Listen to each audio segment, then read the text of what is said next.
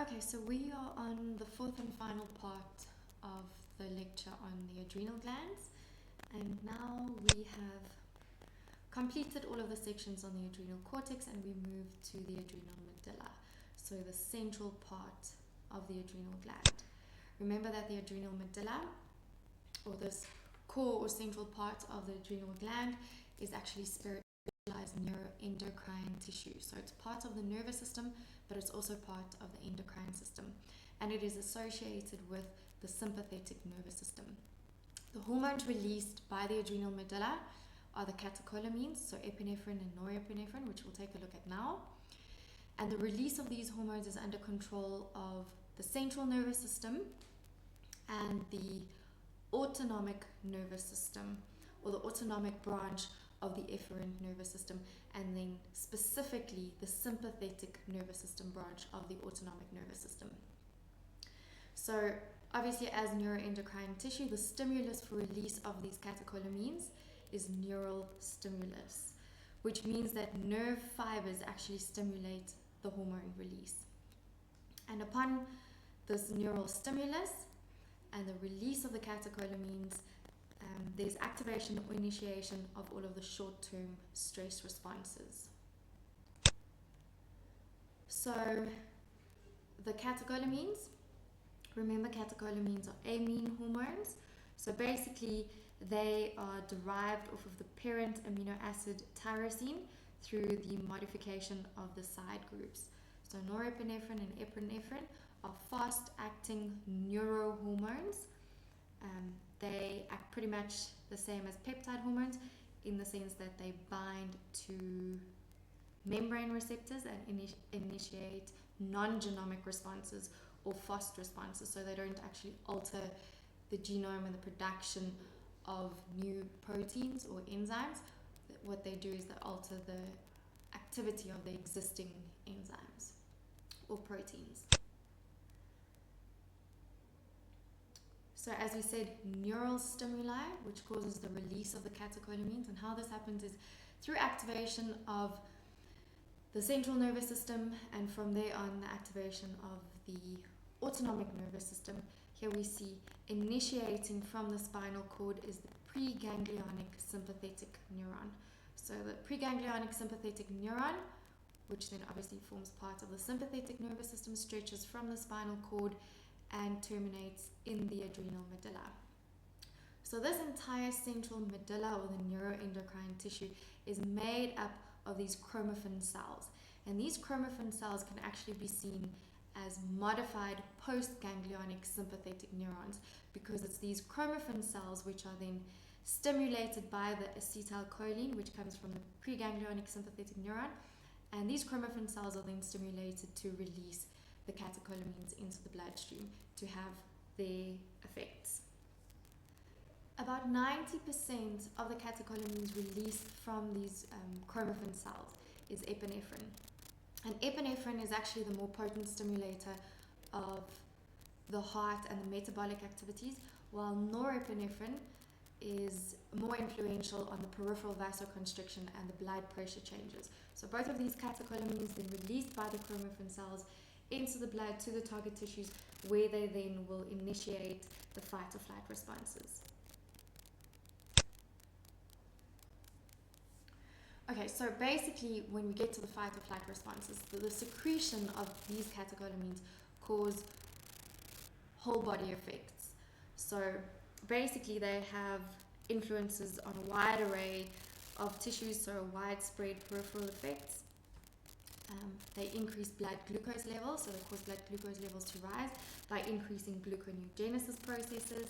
They cause certain blood vessels to constrict, so they cause peripheral vasoconstriction.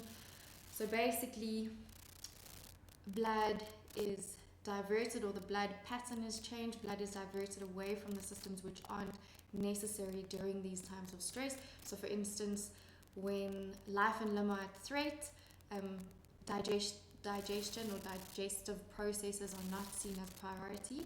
So blood is shunted away from the GIT and more towards the muscles, like skeletal muscles and the heart and the brain, which are necessary for alertness during fight or flight responses.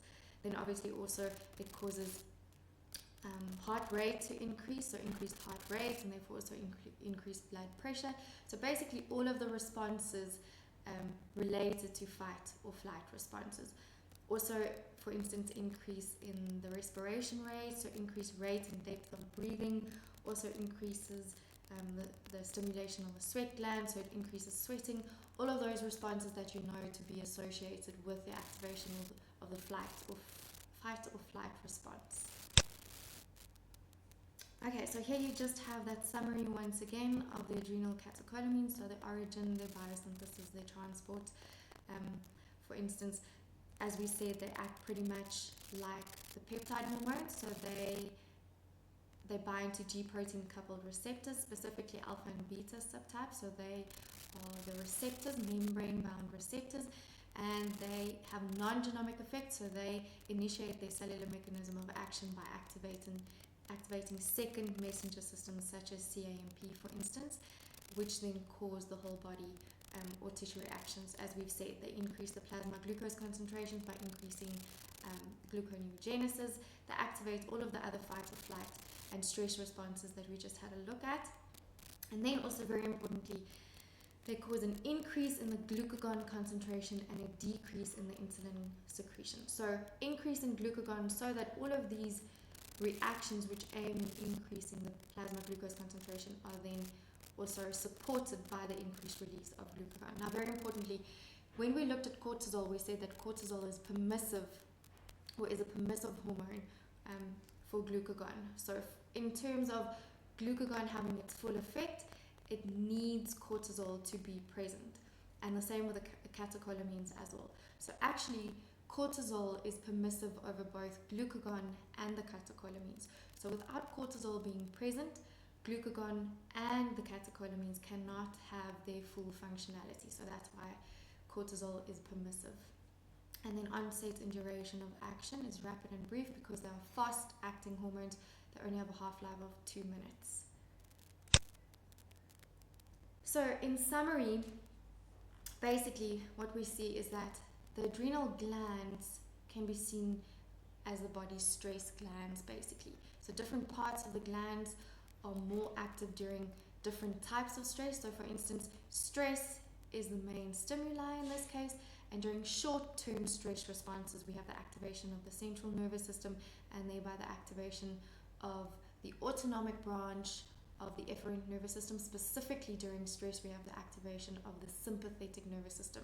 So remember, we have the preganglionic sympathetic nerve fibers, which then terminate within the adrenal medulla and then cause the stimulation of those chromaffin cells, or the modified postganglionic sympathetic neurons, to then release the catecholamines. The catecholamines, as we've said, are responsible for initiating or activating all the fight and flight stress responses.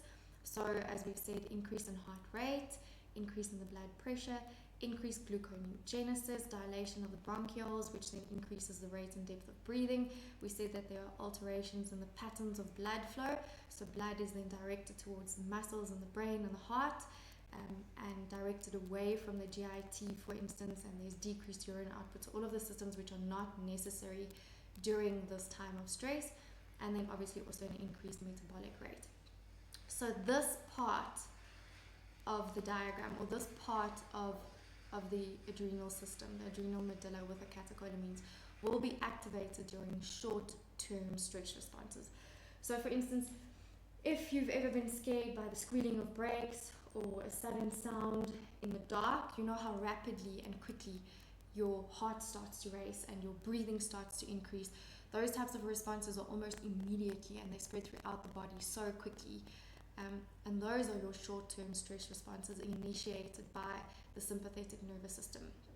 But during long-term or prolonged periods of stress, so if we think of, for instance, during the exam times, then you have the activation of the HPA axis. So we have corticotropin releasing hormone, which is released from the hypothalamus, which then travels down the hypothalamic hypophyseal portal system to the anterior pituitary, where the anterior endocrine cells are then stimulated to release adrenocorticotropic hormone.